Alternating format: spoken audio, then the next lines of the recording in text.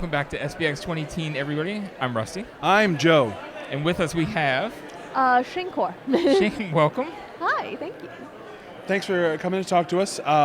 We found out about your work through a friend of ours who traded a rock for a cool pin. Yes. And so we wanted to know more about your situation. Please tell us. All right, so Space Gnome Mercantile is a trade-only program that I started at San Diego Comic-Con earlier this year. So I got tired of selling stuff.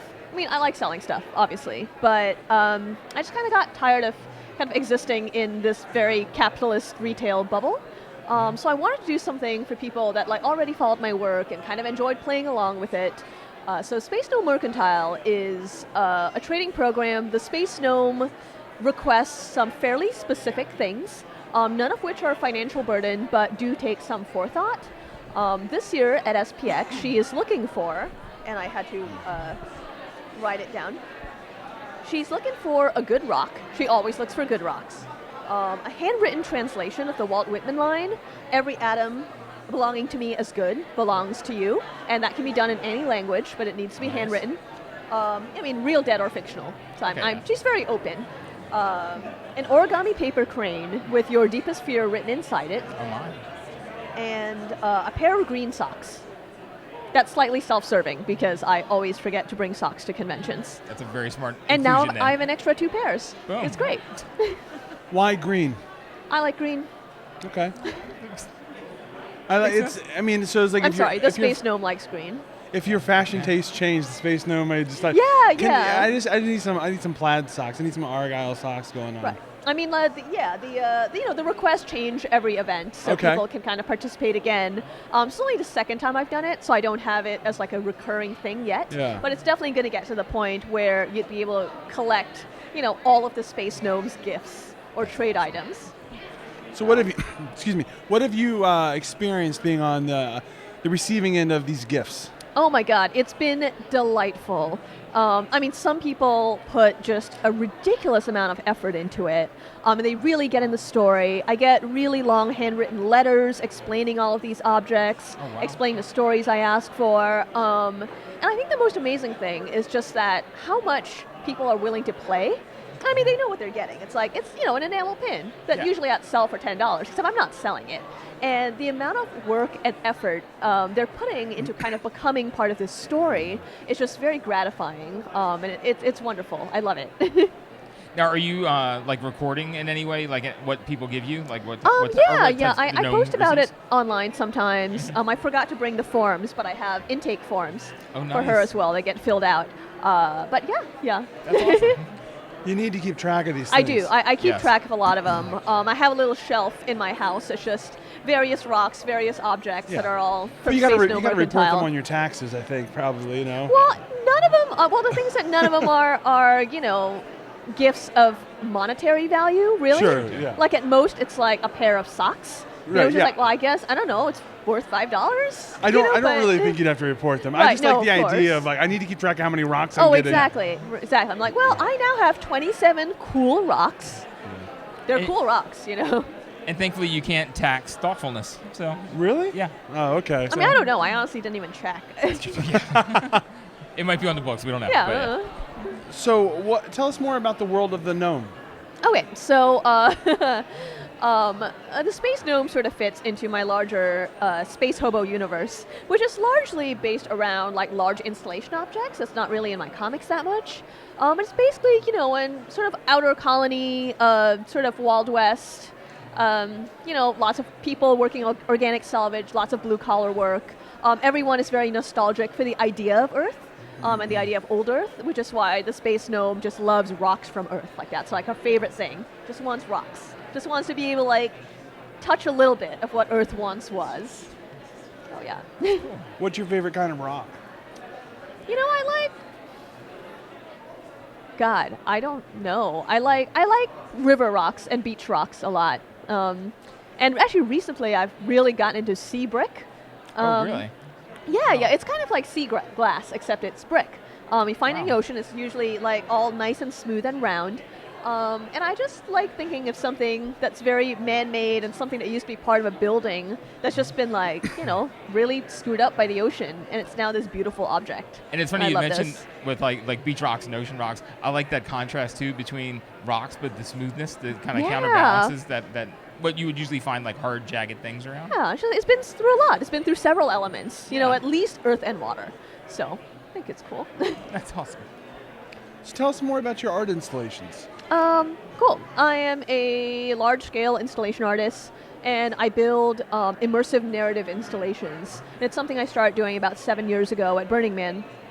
I love the event, but, well, I have mixed feelings about the event. But I love the art there, but it was always large, and nothing that would really keep people there for, hours upon hours while exploring. So I started building what was basically kind of an immersive haunted house installation, but you'd kind of come across it without expecting it, and it would just be this strange empty building filled with journals and like old food cans. It would kind of unravel the story of the people that lived there.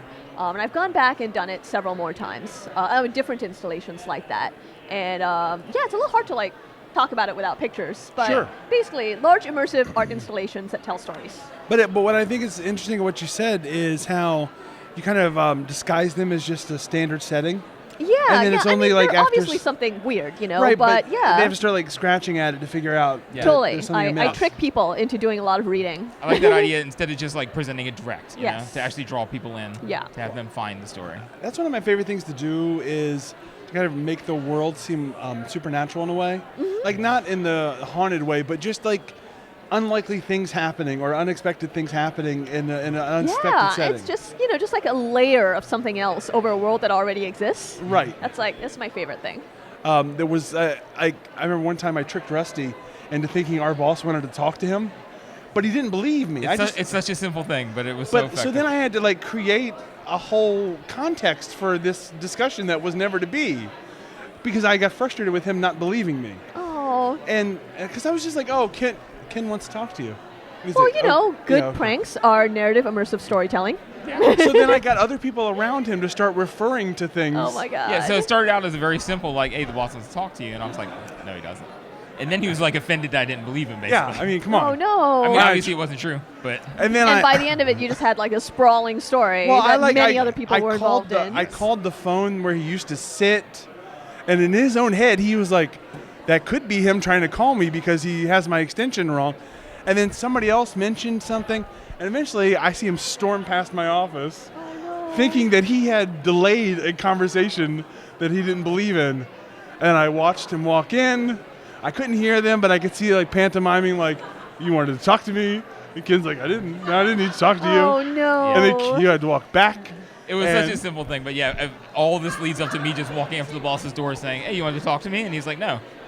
I just look over at Joe's office, and he's like dying. I was in tears. Oh, buddy. I mean, so maybe this isn't the same as a generous and imaginative installation of art and wonder. No. But in my head, I was taking like the normal reality and just tweaking it a little bit. Yeah. No, I like it. I mean, Yeah. yeah, you're right. I'm usually kinder and gentler, but that Yeah. Sure. Well, that's just See, the put first. into the wrong hands. Yeah, That's what, It's just the first version of it that came to mind. I can't think of anything else now, so we're just going to go with that. Like I'm a questionable human being. yeah, that's fine. Yeah. That's fine. Everybody Yeah. knows that, so that's fine. Yeah. It's established. So is this your first time at SPX? It is. That's exciting. Yeah, it's been really wonderful. I really love it here. You guys put on a good show. Thank you. Thanks. We have very little to do with a lot of the things here, but I'll take full credit. Well, your Full friends credit. put on a really good show. Close enough. They do. They do an excellent job. They do an excellent job. So have you had any fun trades today? Yeah, Eden brought me a good rock. Another friend brought me over a translation in German from her translator friend, who's apparently a rising star in the poetry translation world. Oh, wow. Whoa. So a celebrity translation. at Yeah, that. right? Yeah, those are the two really good trades I've got today. Yesterday I got a bunch of socks, which was wonderful. That's So I've great. run out That of was socks. practical. That's Those good. are practical. I mean, I love them. They're very good socks. Nice. Yeah.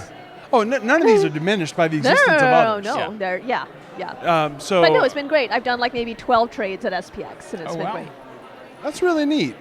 And we mentioned before the interview, I really like that it kind of spurs on creativity from Yeah. a consumer. Just somebody coming up to buy something, and yet they get a chance to participate in your world. Yeah, I don't usually tell everyone that comes up to buy something. Sure. I just kind of disseminate information about it, like through my Twitter feed, and so people that follow me kind of do have like a little bit of a heads up on knowing what's going on and being able to prep all their trades. Yeah. Now, that it's funny that actually came up in a conversation yesterday when we were talking to somebody about how traditionally there's only one direction with commerce. You know, somebody gives you money every time, and so you never have that other direction. Yeah, that's So- what I got tired of. Yeah. I'm like, I like money. Don't get me wrong. I need money. Yeah. But like, I don't know. I just kind of want to connect in a different way. That's awesome. So Would you like to answer a mystery question? I would love to answer a mystery Let's do it. question. I'm a little intimidated by mystery questions, but Don't be. They're ridiculous. It's all right. cool. No, they're mysterious. They're not ridiculous. They're Yeah, mysterious. they're both. Joking? They can be mysterious and ridiculous. You know, you can modify these to not take coins. So when we ordered ours, it was custom made. They asked us how we wanted it, Ooh. and I chose to have it take quarters. Cool. I don't know why. It just made more In sense. case to me. we're ever on hard Right. times and we just need to I make think money. I just thought it made it more like a genuine experience. Yeah, Like you're really putting a quarter in. they can be a little difficult. Do it, Russ. Show us. Show us what you got. So tell the audience what your question is. All right. My question is, what are the most sandwiches ever eaten? Yeah. Good question. So like, based on the information that I've known your research that you've done, what is it that you What found is to be the the most Yeah, sandwich? As far as you know. Yeah. That's fine. Peanut butter and jelly with pickles on rye. Really? Wow. Unexpected, but That is the most sandwich. that's it. My research has yeah. The numbers don't lie. No, No. I've done the research. I have the data. And, I and believe we've you. done no Yeah. research, so we No, trust your we have to information trust you. 100%. Absolutely. And thank you for shedding light on this topic because it's in there because we had an hours-long debate about this, and so now we can I mean, you settle should have that. just asked me. We didn't know you then. Waste of Oh, time. sorry. No, it's not your It's fault. a tragedy. You really. have brought knowledge into our world, and for that we're going to only be grateful. That's it. And I'm right. I said that. I thought that was it, and he did not. You didn't think that was the one, and I said it was I the thought most it sandwich. might be, but I don't. Yeah, you didn't believe me. Yeah, I didn't. So, people would like to know more about the world of the Space Gnome, or anything else that you're doing. Yeah. Where can they find you online? It's probably best to follow me on Twitter, Sawdust Bear on Twitter, Okay. and my website is shingkhor.com. Excellent. Very cool. Well, thank you so much for talking to us. Yes, we appreciate it. Thank you. It's Have- really good to meet you both. Thank you so much.